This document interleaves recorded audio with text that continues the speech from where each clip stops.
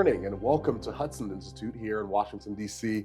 We are a research organization promoting American leadership for a secure, free, and prosperous future. My name is Jeremy Hunt, and I'm a media fellow here.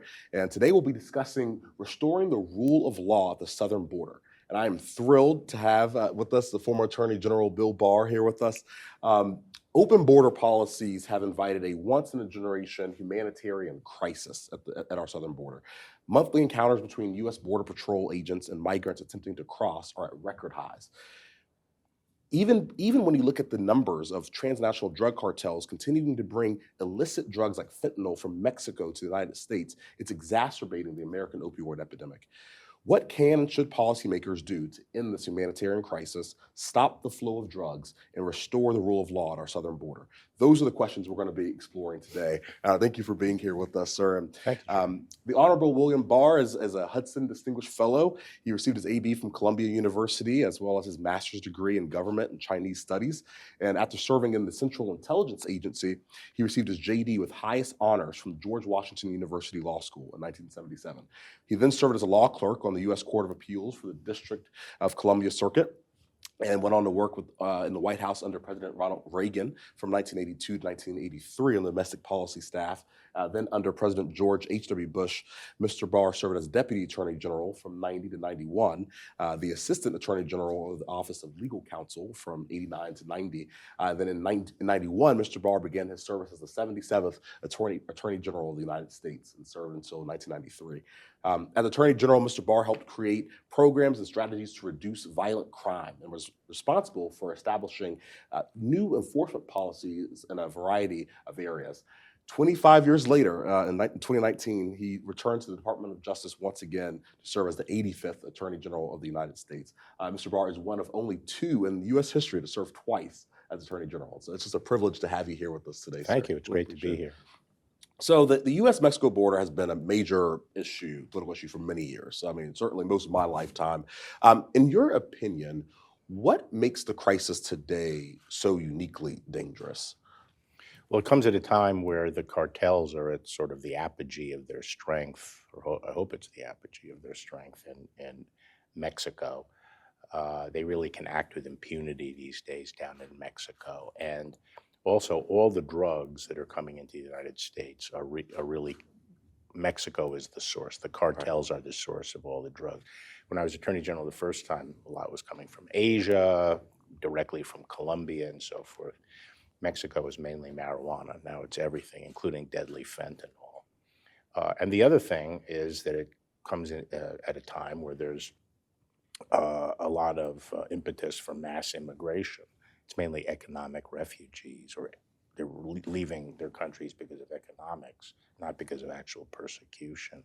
Mm-hmm. And we're seeing a breakdown of our ability to hold the border, which means we have a lot of people illegally crossing and staying in the United States, but also the cartels have free access into the United States, are not able to interdict the drugs. Yeah, and can you walk us through with some of the previous administrations, previous presidents have dealt with this issue. How has the approaches in the past differed from what's happening today? And how have you seen different presidents kind of handle this crisis? Well, I think President Trump was actually right about the wall. We actually, under the first President Bush, did studies and felt that if we could create barriers that would substantially reduce the flow of illegal aliens and help us police the border and interdict more drugs. And we started to deploy that.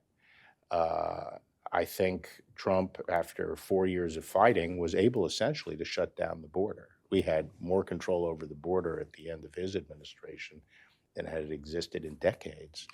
And that was because of his tenacity and because of what we call the Wait in Mexico program. Right. The fundamental problem today on the immigration side is the abuse of the asylum system.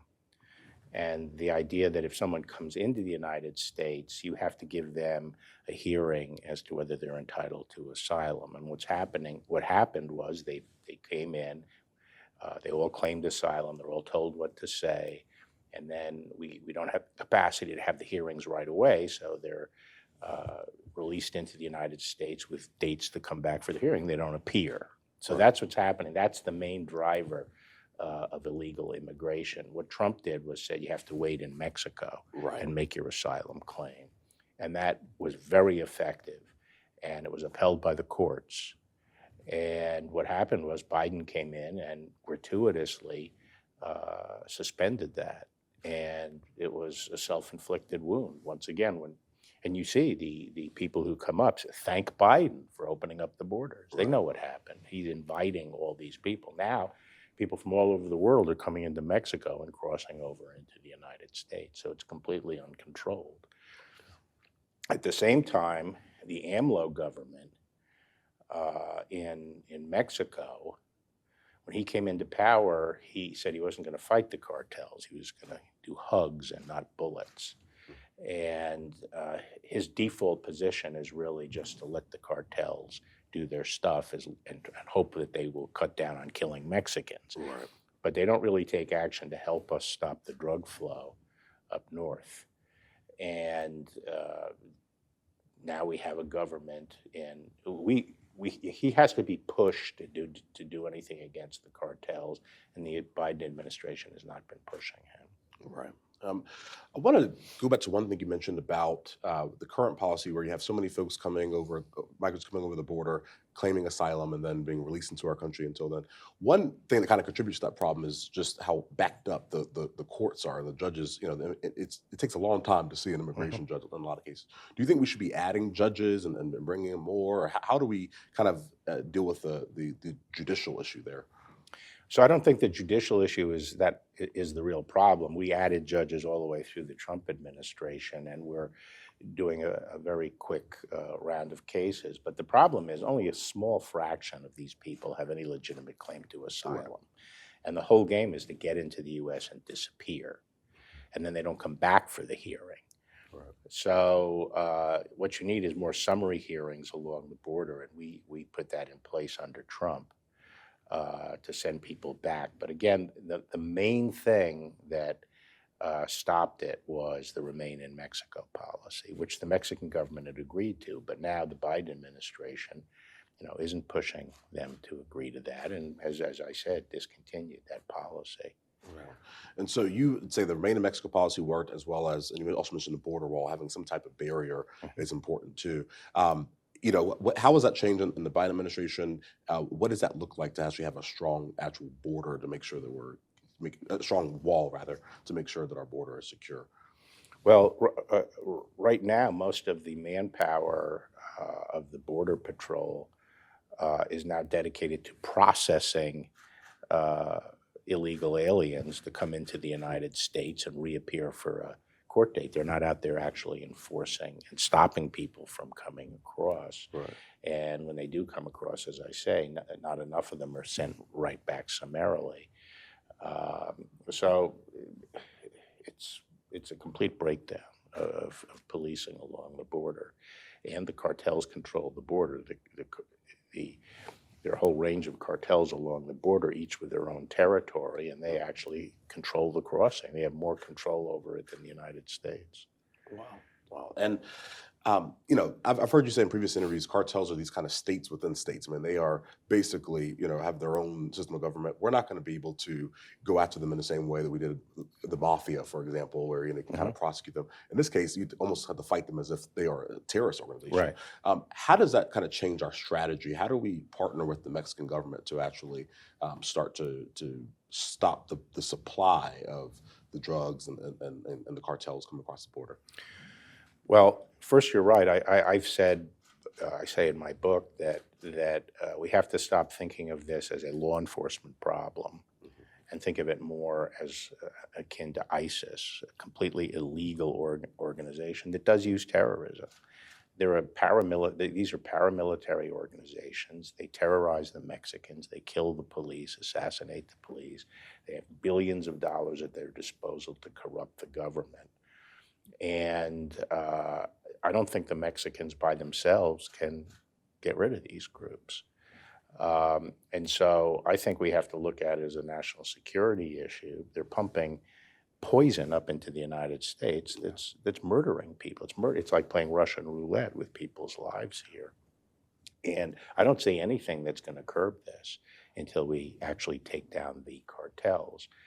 So number one, I think we have to look at it more as national security. Number two, we have to recognize the Mexicans have to see that they don't have the capacity to deal with it. Their law enforcement system is broken. It has been broken across the board. Only about 5% of crimes are solved down there in good times, you know.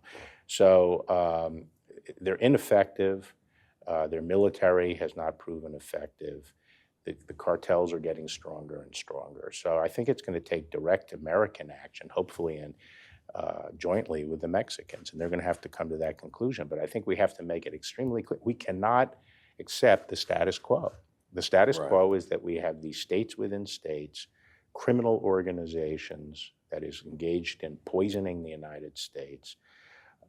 They are paramilitary. They control their territory. They've cowed the Mexican government. We can't accept that as the status quo. Right. I know you have a history of battling these transnational drug organizations, cartels. In the previous administrations, even going back to the 90s and President George H.W. Bush's administration, what were some of the strategies that you employed then, and would any of those work today? Well, one of the things was that when the drug war has always been out of sync. I've said all along we have to attack the supply side as well as demand. Addressing demand is not going to solve the drug problem. You also need an aggressive attack on supply. And that attack has to be outside the United States, not just locking up local distributors in the United States, but going after the head of the snake. Things have been out of sequence because we need the cooperation and help of the local governments down there. And whenever they're interested in cracking down, we have an administration here who isn't. And whenever we're interested in cracking down, we have administrations in the foreign countries that aren't. Yeah. Colombia was a success story and came very close to solving the whole issue. Because we had governments down there that were working hand in glove with us. And we very aggressively went after the cartels down in Colombia. And we pulled up short, unfortunately, because of a change in administration up here. But we came very close to completely driving them out of Colombia. So that's one of the problems. We need to work with those host countries. Right. And when we're working with them, what does that look like? Are we sending financial resources? Are we sending to battle them? Or are we sending our own, type of police force? Like, what does that look like when we're actually partnering with them to battle these cartels before they get to the United States? Well, it's becoming, it looks more and more like military assistance because the cartels are becoming more military in nature. So one of the key things is to have what are generally called vetted units of local, national law enforcement and military personnel who we vet and are constantly polygraphed and checked out under, essentially American officers and part of joint operations. And so having these vetted units is really critically important, and then having the intelligence to guide their activities. The fundamental problem is that the billions of dollars that these organizations have corrupts most of the governments over time. And therefore, there are people in those governments who will share that intelligence that we have with the cartels, and they'll sabotage our efforts. So unless we can deal with that corruption through isolating the units and the activities and the planning and the intelligence that's used to go after the cartels, we're not going to be able to succeed. I want to talk a little bit about, so as we're talking about the cartels, obviously the primary drug they're bringing across the border is fentanyl. In years past, it was cocaine or other drugs. How is fentanyl in particular? It seems to be quite insidious because in some cases it looks like candy. And it's just so readily accessible. It's getting all throughout the United States quickly. How does it differ from our battle with other drugs in the past? And how is the kind of nature of the fight on this particular drug different? Well, fentanyl is akin to poison because it only takes 2 milligrams to kill somebody. It's a tiny, tiny amount. And the other thing is that as you say, and this is quite insidious and really abhorrent, that they are making the fentanyl pills like rainbow colors to Right. make it attractive to younger people. I mean that, and those are fatal doses. Yeah. And the other thing is that they're mixing it capriciously with all these other drugs. It's in marijuana now, it's in cocaine, it's in meth. And so people don't know what they're taking. Right. And it's like playing Russian roulette. And I'm stunned at the fact that the United States isn't getting more exercised and doing more about this. I mean, the drug overdoses are now going over 100,000 a year. That's the casualty rate during World War II, a major world war. You know, we were losing about 100,000 people a year. And now we just sort of sit back and let 100,000 people OD on this stuff every year. And we seem to tolerate the fact that these groups are making it more attractive for children, and people are dying are younger and younger. It's intolerable, and yet there doesn't seem to be any outrage over this or any decisive action taken. Wow. I want to talk too a little bit about just kind of tracking the chain of custody, because it seems that a lot of the materials used to manufacture the fentanyl is coming from China, then manufactured in Mexico and then brought across our border. So what is China's kind of strategic play in all of this? I mean, can you kind of help us understand what's going on to that? So, Yeah, it's hard to psych out exactly where they're coming from on this. They were willing initially to crack down on the sending of fentanyl directly from China into the United States, and they did more policing on that. They also scheduled, that is, they designated an illegal narcotic, a broad variety of chemicals that constitute fentanyl, whereas the United States Congress was slow in doing that, because all they do is change one molecule in fentanyl, and then they claim it's not a scheduled drug. wow. And so the Chinese have, reacted to some extent, but the real problem now with China is all the precursor chemicals are coming. Not all of them, but most of them come from China. They're also starting to come from India. And these are the chemicals that you use to make fentanyl, and it comes in bulk, and it's not per se illegal for these chemicals to be shipped. And I don't think the Chinese are doing all they can to work with us to track that and make sure it's not diverted into illegal drugs like fentanyl. And I'm sure they're happy about having 100,000 Americans die every year from opioid epidemic. So my view is they're probably of the mind that this is, this isn't their problem. I pointed out in my book, and other people have said, this is sort of the opium war in reverse. In the 1840s, the British took opium from India and sort of forced it into China and created a market in China, and demand increased in China for opium. And this is sort of in reverse, where fentanyl is getting pushed into the United States. So it's a problem for us, and their incentive to do much about it is pretty low. Right. I want to talk too about another aspect to this border disaster is that there's also a humanitarian issue there too. I mean, we're seeing a lot of unaccompanied minors coming across the borders being targeted, and sex trafficking, all sorts of horrible things. How do we deal with that particular aspect? And is that a new issue with the border, or has this been an ongoing thing? It's an increasing issue, and we deal with it by stopping this idea that anyone from around the world who wants to come into the United States can just come into Mexico and walk across, and that's it. That's like a suction that's pulling people into this process, the idea that they're going to be able to get into the United States. The way to stop it, once we announced stay in Mexico and people knew that they couldn't just come into the United States, it disappeared overnight. The traffic from Central America disappeared. So it's people saying, okay, I can get in, I'm going to go up. Now that's drawing people into this process. And it's run by the cartels. They make a tremendous amount of money out of it. And it's what leads to the human trafficking. Now, people like Biden and his administration think they're being humane. They're not. It's destroying people's lives. Examples of this are the gangs like the MS-13 and the 18th Street Gang from Central America. Their people are coming up.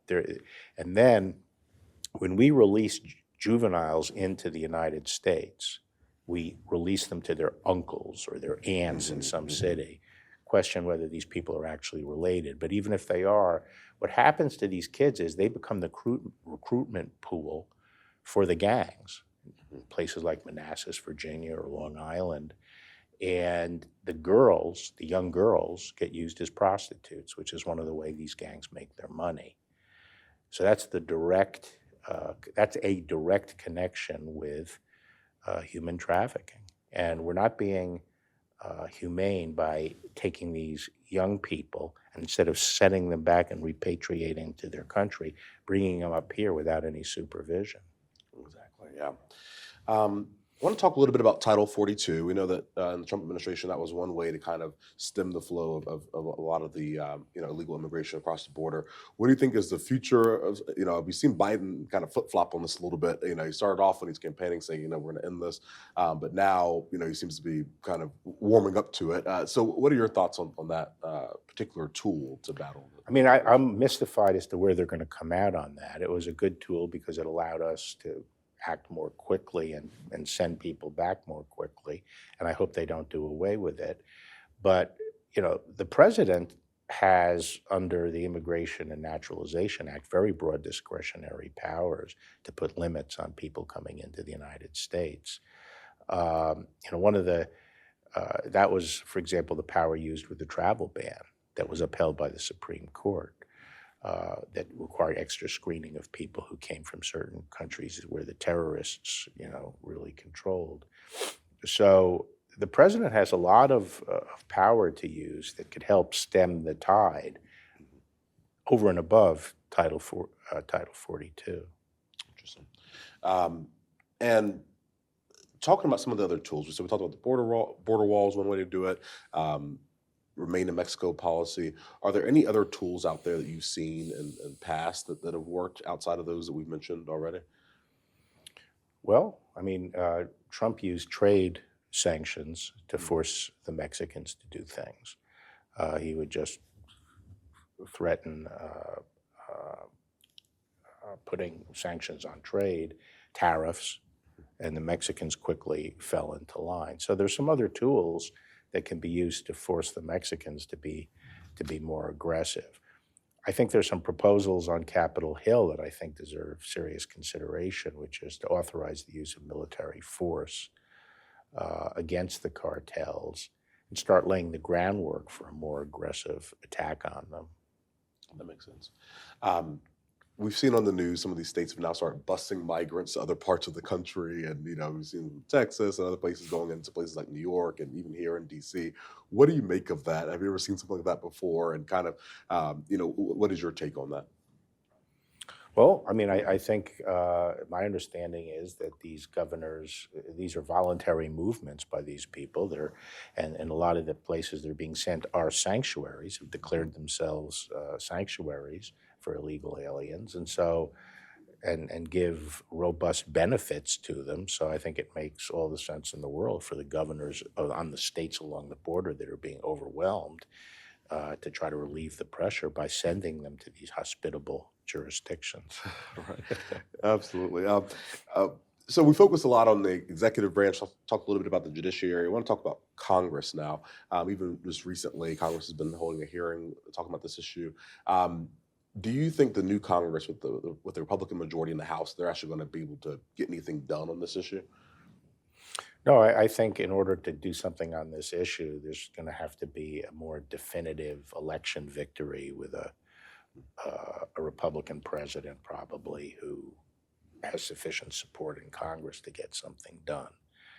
And I think, part of the problem now is I think one of the reasons people on the far left are like all these people pouring in and the number of illegal aliens in the United States growing is because it almost presents a poison pill to trying to get any kind of immigration deal, because they're going to want to, okay, well then in order to do anything, you have to give amnesty to these tens of millions of people that have accumulated.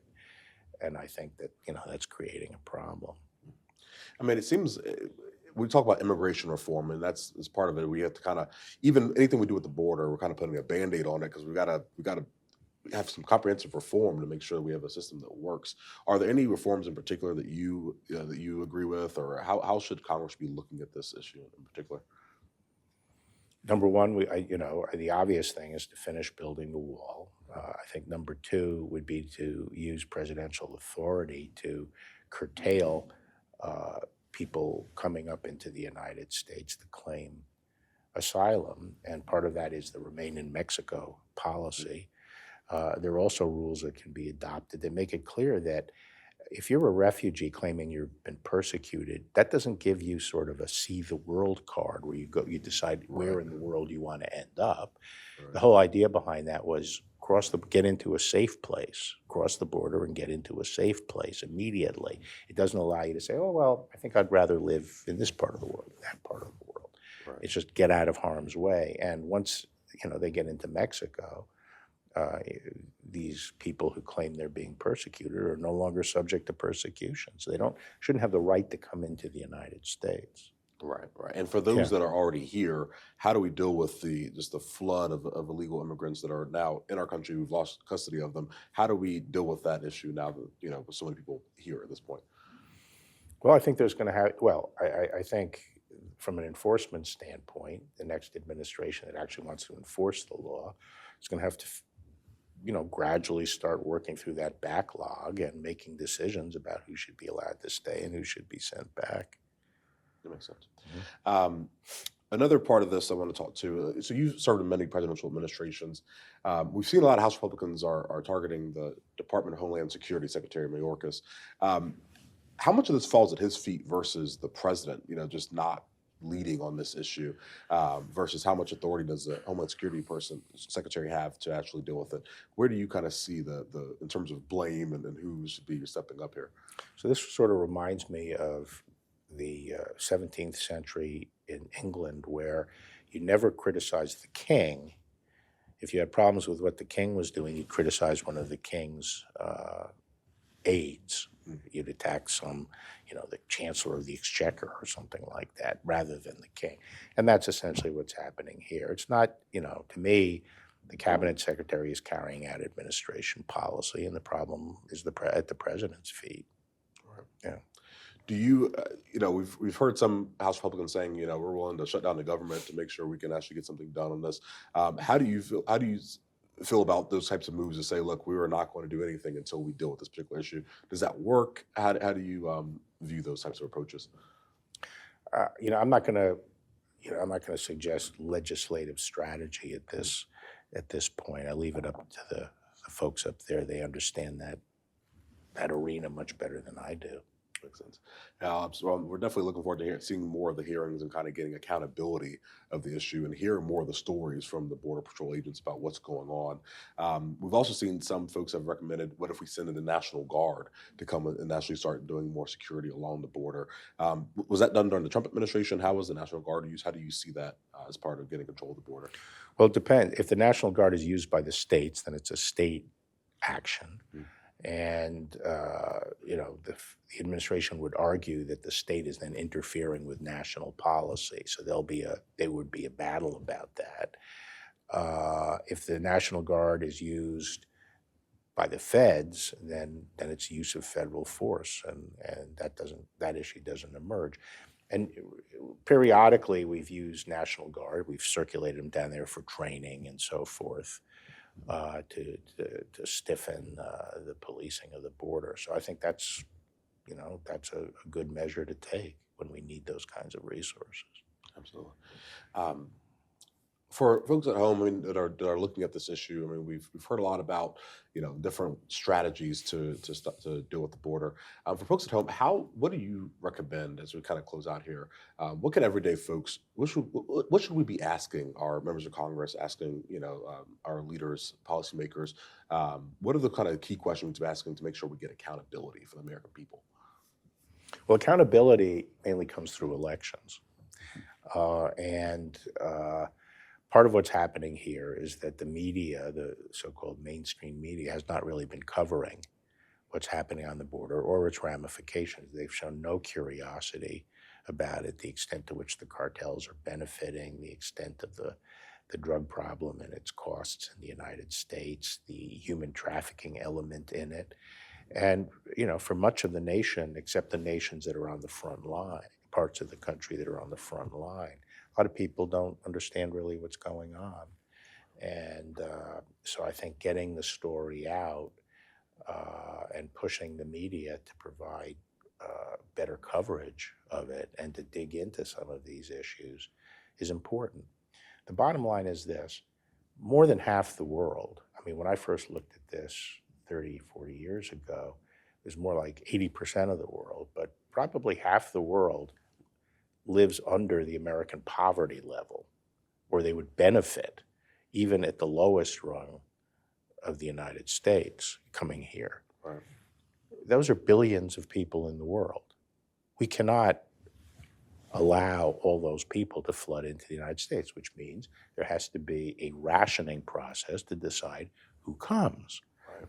And it's obvious, and we need to enforce it. And if we don't enforce it, then we have this complete pandemonium with people coming into Mexico from over 100 countries to come up into the United States. There's no control over it.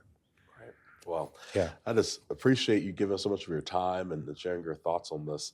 And for those who are watching at home, please just stay up to date with us. You can join more events like this at hudson.org. And we just want to thank you again, Mr. Barr, for your service Thanks, and your Jeremy. leadership to our country. Thank you very much.